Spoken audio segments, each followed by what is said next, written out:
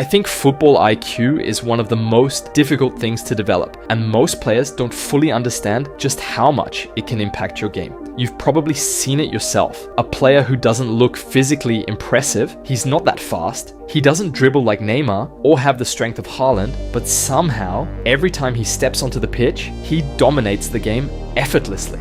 Players like Pedri, Thomas Müller and Busquets are perfect examples. They're not the flashiest or strongest on the field, yet their intelligence, positioning, decision-making and anticipation put them ahead of everyone else. But what exactly is football IQ, and how do you actually improve it? Because trust me, every scout, every coach and every top-level team values an intelligent player more than anything else.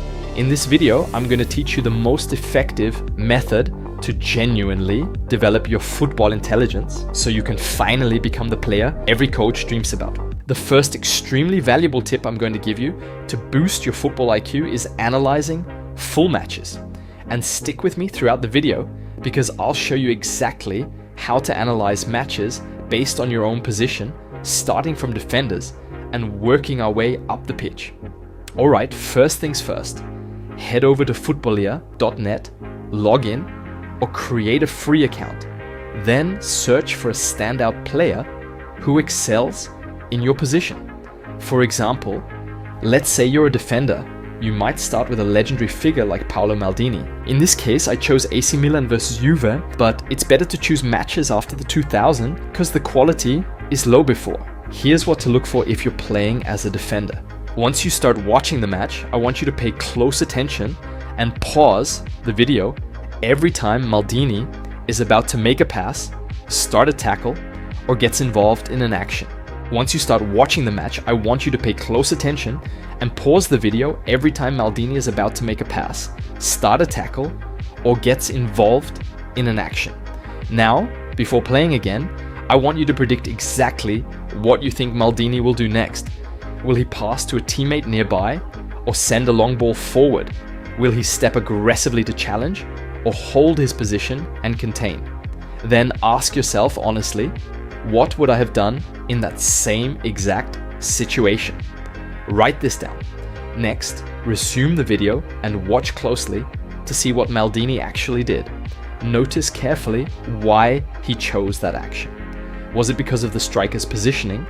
Did he see a teammate you didn't notice? Or was he thinking steps ahead of the opponent? If your choice was different, take a second to reflect and note down, why did Maldini choose differently? Was his decision better or worse than yours? Why? What did he see or consider that you missed? Now let's see how Maldini positions himself in the defensive phase. Alright, now let's break down this situation. Here we have Maldini marking Zlatan. This is a crucial moment because Zlatan is one of those strikers who becomes incredibly dangerous once he's allowed to turn and face the goal. Pause the video right here. What do you think Maldini will do next? Take a second, guess, and write it down. Notice how Maldini stays extremely tight. He doesn't give Zlatan even a single centimeter of space. He maintains constant physical contact, but he doesn't foul him. Maldini knows very well that the most dangerous thing he could do right now would be to allow Zlatan to turn and start dribbling toward goal. So instead, Maldini is patient, disciplined, and perfectly balanced in his stance. He is never flat-footed. He has one foot forward, and he is always ready to run in case of danger.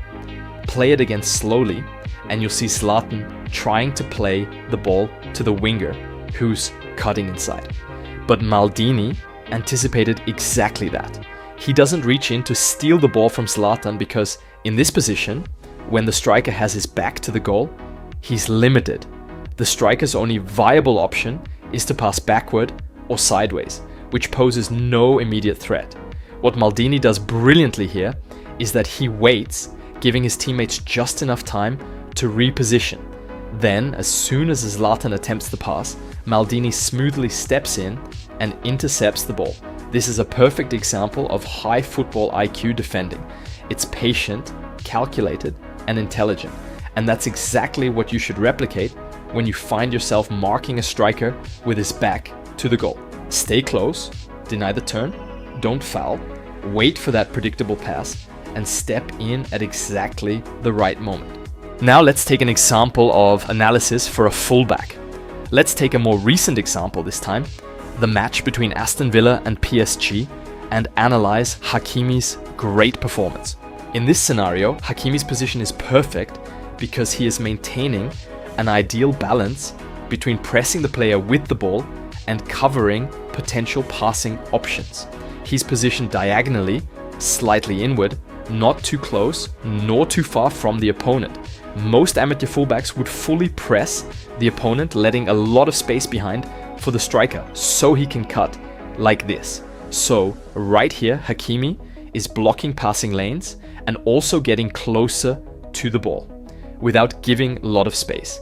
Notice also the stance, not flat-footed. He is closing the center with the left foot and ready to explode in the opposite direction. He also maintains the team's overall defensive shape, not getting dragged out wide unnecessarily.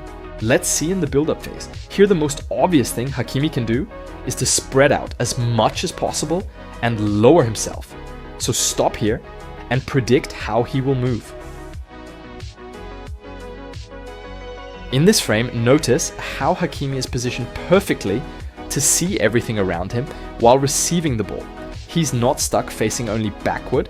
Instead, he's positioned diagonally on the sideline, allowing him to scan both behind and in front effortlessly. Now, I've paused this exact frame to analyze where he'll likely direct his first touch.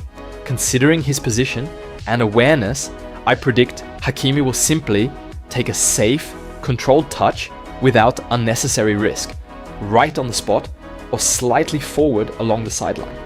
The reason is simple. The opposition is not aggressively pressing him yet, so he doesn't need to force any play immediately. Now let's see what touch he makes. Now the safest pass would be to give it back to Marquinhos, because as you can see from the frame above, he was pressed by the defender, but nothing prevents him from passing it to the midfielder.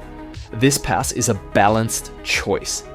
Although the midfielder receiving this pass will probably be pressed instantly and may have to give the ball back to the defense, he still achieves a valuable result. He draws the opposing players out of their positions. Now let's see an attack phase. Here Hakimi is not defending because he has not recovered from the counter-attack but does not need to return because he is covered by Kvara. In this specific scenario, Hakimi could have moved towards the wing because, as you can see, the central area is already occupied by his teammate. Usually, when making these runs, it's good to provide width to stretch the opponent's defensive line. However, Hakimi chose a different approach. He intentionally ran centrally, probably anticipating a second ball opportunity. He understood that a potential contrast or deflection was likely, giving him a perfect chance to quickly react and potentially score. And that's exactly what happened here. He also knew that defenders wouldn't expect that. Now, I could continue to do the analysis for each position, but that is not the purpose of the video. Tell me in the comments if you would like to see more such videos. The next method to dramatically increase your football IQ is something I've been emphasizing a lot in my videos, and that is playing more futsal and small-sided games. If you've watched my previous videos, you already know the reason behind this. Football IQ is about making the right decision at the right time without even needing to consciously think about it. This is exactly what futsal and small-sided games train you for. First, let's talk about the tight spaces.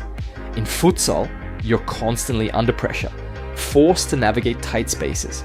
You must make split-second decisions or lose possession.